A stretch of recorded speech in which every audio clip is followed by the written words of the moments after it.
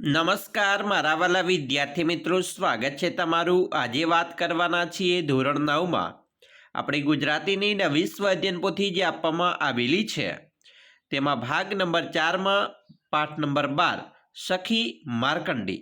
જે વિદ્યાર્થી મિત્રો તમને પાના નંબર 8થી 12માં મળી જશે, જેનું આપણે આ વિડીયોમાં સચોટ સાચું અને સંપૂર્ણ સોલ્યુશન જોવાના છીએ।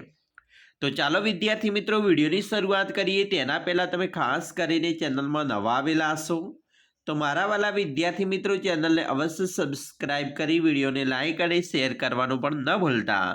પાઠ નંબર જે 12 આપેલ છે ભાગ નંબર 4માં, જેમાં સખી માર્કંડી, જેની અંદર વિદ્યાર્થી મિત્રો વિભાગ નંબર એ છે અ જોડકા યોગ્ય રીતે જોડી ફરીથી લખો। મિત્રો એ પહેલું છે સખી માર્કંડી, તો એનું સ્વરૂપ શું છે? તો એ છે પ્રવાસ નિબંધ છે। પ્રશ્ન મિત્રો બ છે ખાલી જગ્યા પૂર્ણ કરવાની છે, જેની અંદર પહેલી ખાલી જગ્યા છે સખી માર્કંડી કૃતિના સર્જકનું નામ ખાલી જગ્યા છે। તો મિત્રો આપણો જવાબ આવશે કાકા સાહેબ કાલેલકર, જે આપણે અહીંયા ખાલી જગ્યામાં લખીશું। 3. ગાંધીજીએ કાકા સાહેબ કાલેલકરને ખાલી જગ્યાનું બિરુદ આપ્યું હતું, તો આપણે જવાબ આવશે સવાઈ ગુજરાતી, જે અહીંયા ખાલી જગ્યામાં લખીશું। 4. માર્કંડી ખાલી જગ્યાના ડુંગરોમાંથી નીકળે છે, તો વૈજનાથના। 5. મૃકુંડ ઋષિએ ખલિયા બાળકની માગણી કરી, તો સદગુણી બાળકની। હવે આપણે કની વાત કરીશું। એક વાક્યમાં ઉત્તર લખવાના છે, જેમાં છઠ્ઠો પ્રશ્ન છે લેખક નકશામાં માર્કંડેયની લીટી શા માટે શોધતો નથી? જવાબ, કારણ કે સખી મટી નદી થઈ જાય તેવું એમને ભય છે। 7. સખી માર્કંડી કૃતિ કયા સંગ્રહમાંથી લેવામાં આવી છે?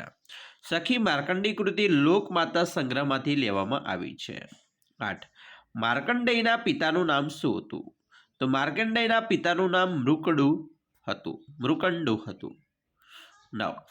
ધૃષ્ટતા માટે યમરાજને કોનો ઠપકો સાંભળવો પડ્યો? જવાબ, ધૃષ્ટતા માટે યમરાજને ત્રિશુલધારી શિવજીનો ઠપકો સાંભળવો પડ્યો। હવે આપણે આગળ જોઈશું ડ 2-3 વાક્યમાં ઉત્તર લખવાના છે, જેમાં 10મો પ્રશ્ન છે માર્કંડેય જેમ જેમ ઉંમરમાં ખીલતો જાય તેમ તેમ મા બાપના વંદન શા માટે મ્લાન થતા જાય છે? પ્લાન, બરાબર। તો અહીંયા મિત્રો જવાબ આવશે કારણ કે તેમના મનમાં ચિંતા હતી કે જોત જોતામાં માર્કંડેય 16 વર્ષનો થઈ જશે, તેની વયમર્યાદા પૂરી થતાં એ જીવશે નહીં અને તેઓ ફરીથી નિસંતાન થઈ જશે, એટલા માટે।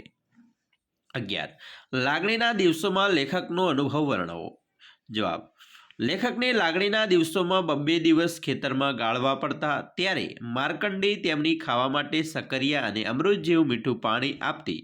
માર્કંડેય રાત્રે ટાઢમાં ધ્રુજે છે કે નહીં એ જોવા તેઓ માર્કંડેય પાસે જાય, ત્યારે તે પોતાના અરીસામાં લેખકની મૃગ નક્ષત્ર બતાવતી।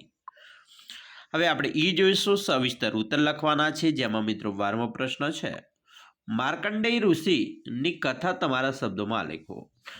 મિત્રો આપણે જવાબ લખીએ મૃકંડો ઋષિએ સંતાન ન હતું, તેમણે તપશ્ચર્યા કરીને મહાદેવને પ્રસન્ન કર્યા। મહાદેવે વરદાનમાં વિકલ્પ આપ્યો કે તેઓ 16 વર્ષ જીવના સદગુણી બાળક કે 100 વર્ષ જીવના મૂર્ખ બાળક પસંદ કરે। મૃકંડો ઋષિએ પત્નીની સલાહથી 16 વર્ષ જીવે તેવો સદગુણી બાળક માંગ્યો, તેનું નામ માર્કંડેય પાડ્યું। માર્કંડેય 16 વર્ષનો થતાં પૂજામાં બેઠો હતો, ત્યારે તેને લેવા યમરાજ આવ્યા। યમરાજે તેના પર પાસ ફેંક્યો, ત્યાં તો શિવલિંગમાંથી સાક્ષાત શિવજી પ્રગટ થયા અને યમરાજે કરેલી ધૃષ્ટતા બદલ તે તેમને ઠપકો આપ્યો। મહાદેવના દર્શન થતાં માર્કંડેયના મનમાં બીક ન રહી અને એને જીવનદાન મળ્યું। વિદ્યાર્થી મિત્રો આપણે વિભાગ સી જોઈશું, જે વ્યાકરણ વિભાગ આપણો છે, જેની અંદર નીચેના પ્રશ્નોના આપેલ વિકલ્પમાંથી યોગ્ય વિકલ્પ પસંદ કરી ઉત્તર લખવાના છે। પહેલો મિત્રો 13મો પ્રશ્ન છે, જેમાં સાચી જોડણી શોધવાની છે। અહીંયા તમને 4 વિકલ્પ આપેલા છે, તેમાં મિત્રો તપશ્ચર્યાની સાચી જોડણી આ થાય છે, જે આપણે અહીંયા લખીશું। મિત્રો સદગુણી છે એની સાચી જોડણી અહીંયા આ રીતે લખાશે, જે આપણે અહીંયા લખીશું। ત્રીજામાં મૃત્યુંજયની સાચી જોડણી આપણે અહીંયા આ જે છે તે લખીશું। હવે આપણે જોવાના છીએ 14મો પ્રશ્ન સાચી સંધિ ઓળખો। સદગુણ તો સદ વત્તા ગુણ થશે। કુલોદ્ધારક તો કુલ વત્તા ઉદ્ધારક, જે આપણે અહીંયા લખવાના છીએ। 15મું છે સંધિ જોડો, તો સપ્ત વત્તા ઋષિ તો સપ્તર્ષિ થશે। પછી 16મો પ્રશ્ન છે, સંજ્ઞાના પ્રકાર ઓળખવાના છે, જેમાં ડુંગર તો એ જાતિવાચક સંજ્ઞા છે, અમૃત દ્રવ્યવાચક, ઈચ્છા ભાવવાચક સંજ્ઞા. એના પછી 17મો પ્રશ્ન છે, સમાનાર્થી શબ્દો કૌંસમાંથી શોધીને લખો. તો પ્રપાત તો અહીંયા ધોધ થશે, મ્લાન એટલે નિસ્તેજ. 18મો પ્રશ્ન છે, જેમાં મિત્રો નીચેના શબ્દોમાંથી કયો પ્રત્યય રહેલો છે તે જણાવો. માર્કંડી છે એમાં મિત્રો પર પ્રત્યય રહેલો છે, સુકુમાર એમાં પૂર્વ પ્રત્યય રહેલો છે. એના પછી જોઈશું આગળ 19મો પ્રશ્ન છે, નીચેના શબ્દોના લિંગ ઓળખો. તો મિત્રો ખેતર એ નપુંસકલિંગ છે, ભરવાડ એ પુલ્લિંગ છે, મૃકંડુ એ સ્ત્રીલિંગ છે, ઈચ્છા એ સ્ત્રીલિંગ છે, જે આપણે અહીંયા લખવાના છે. એના પછી સમાસ ઓળખાવાનો છે. કુલ્લોદ્વારક તો કુલ્લોદ્ધારક એ ઉપપદ છે, પૂર્વજ એ કર્મધાર્ય સમાસ છે. 21મો છે, નીચેનામાંથી વિશેષણ શોધો. મિત્રો વિશેષણ શોધવાની વાત કીધી છે તો અહીંયા 2માંથી એ વિશેષણ છે, છાયામાં મીઠું એ વિશેષણ છે. 22માં મિત્રો સર્વનામ શોધવાનું છે તો અહીંયા પહેલામાં અમે આવશે અને બીજામાં વનને આવશે. 23માં પ્રશ્ન મિત્રો છે, વિરોધી શબ્દ શોધવાનો છે, જેમાં પહેલું છે મંદ તો તીવ્ર થશે, બીજું વરદાન તો સાપ, સ્વસ્થ તો અસ્વસ્થ, ઈચ્છા તો અનિચ્છા અને સ્મિત તો રુદન. તેવી રીતે 24મો પ્રશ્ન છે, નીચેના વાક્યોનું કાળ ઓળખાવો. પહેલું છે માર્કંડી વૈજનાથના ડુંગરમાંથી આવે છે તો એ વર્તમાન કાળ થાય. બીજું યમરાજ પાડા પર બેસીને આવ્યા તો એ ભૂતકાળ થયો. 25મો પ્રશ્ન છે, નીચે આપેલા રૂઢિપ્રયોગનો અર્થ લખો. આયુધારા વહેવી એટલે કે આયુષ્ય વધવું, કુળને ઉજાળવું એટલે કુળની નામના વધારવી. 26મો પ્રશ્ન મિત્રો છે, શબ્દ સમૂહ માટે એક શબ્દ આપવાનો છે. પહેલો પ્રશ્ન છે, કુળનો ઉદ્ધાર કરનાર હોય એને કુલોદ્ધારક કહેવાય, 100 વર્ષ જીવનાર હોય એને શતાયુ ભાવ કહેવાય. 27મો પ્રશ્ન છે, કર્મણી વાક્ય રચનામાં રૂપાંતર કરો. હું માર્કંડી સાથે વાતો કરતો, મારાથી માર્કંડી સાથે વાતો કરાતી. બીજું, મેં એનું મૂળ શોધવાની ઈચ્છા કરી નથી તો થશે, મારાથી એનું મૂળ શોધવાની ઈચ્છા કરાઈ નથી. 28મો પ્રશ્ન છે, નીચે આપેલા શબ્દોના ધ્વનિજ ઘટકો છૂટા પાડી સ્વર વ્યંજન ઓળખાવો. તો મિત્રો માર્કંડી તો મ વત્તા આ વત્તા ર વત્તા ક વત્તા અમ વત્તા ડ વત્તા ઈ થશે. બીજું તપશ્ચર્યા ત વત્તા અ વત્તા પ વત્તા અ વત્તા સ વત્તા ય વત્તા અ વત્તા ર વત્તા ય વત્તા આ થશે. ત્રીજું પ્રસન્ન, પ્રસન્નમાં થશે પ વત્તા ર વત્તા અ વત્તા સ વત્તા અ વત્તા ન વત્તા ન વત્તા અ થાય. એના પછી મિત્રો ચોથું છે સદગુણી. તો સદગુણીમાંથી થશે મિત્રો સ વત્તા અ વત્તા દ વત્તા અ વત્તા ગ વત્તા ઉ વત્તા અણ વત્તા ઈ થાય છે.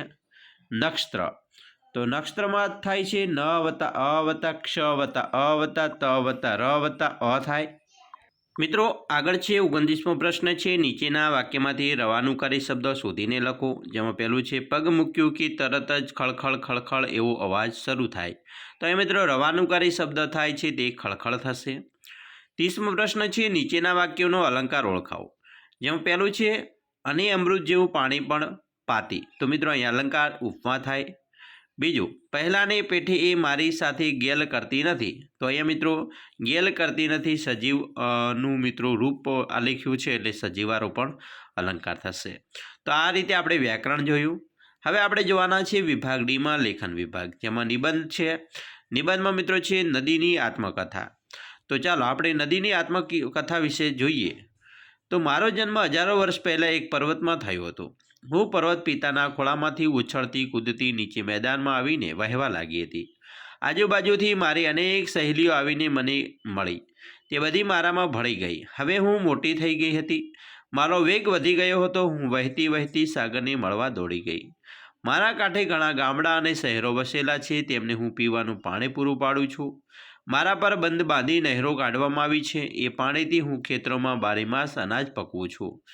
મારા પાણીમાંથી વીજળી પણ ઉત્પન્ન કરવામાં આવે છે. મારા કિનારે કેટલાક યાત્રાધામો પણ આવેલા છે. યાત્રાળુઓ મારા પાણીને પવિત્ર માની તેમાં સ્નાન કરે છે. કેટલાક લોકોની મારી કદર નથી. કેટલાક લોકો ઢોરોને મારા પાણીમાં નવડાવીને તેને ગંદુ કરી નાખે છે. કારખાનામાં અને મિલોના માલિકો મારામાં અનેક પ્રકારના કચરો ઠાલવી મારા પાણીને બગાડે છે. આથી મને ઘણું દુઃખ થાય છે. ચોમાસામાં ક્યારેક હું મારું રૌદ્ર સ્વરૂપ પણ બતાવું છું. અતિશય વરસાદથી મારા પાણી કાંઠાના ગામો અને ખેતરોમાં ફરી વળે છે. તેથી ખેતરોનો પાક ધોવાઈ જાય છે, લોકોની ઘરવખરી તણાઈ જાય છે, કેટલાક ઢોર પણ મૃત્યુ પામે છે. પછી મને પછતાવો પણ થાય છે. તમે મારા પાણીને પ્રદૂષિત થતું અટકાવવા કંઈ કરી શકો તો મને આનંદ થશે. તો આવી રીતે આપણે નદીની આત્મકથા પણ લખી શકીએ. મિત્રો, આ વાત કરી તમારા પાઠ નંબર 12 સખી માર્કંડી તેનું સ્વાધ્યાયન પોથીનું સંપૂર્ણ સોલ્યુશનની. અમે આશા રાખીએ છીએ તમને આપણા વિડીયો ખૂબ જ ઉપયોગી નીવડશે. અને ખાસ તમે ચેનલમાં નવા છો તો મારા વાલા વિદ્યાર્થી મિત્રો ચેનલને અવશ્ય સબસ્ક્રાઇબ કરી વિડીયોને લાઇક અને શેર કરવાનું પણ ન ભૂલતા.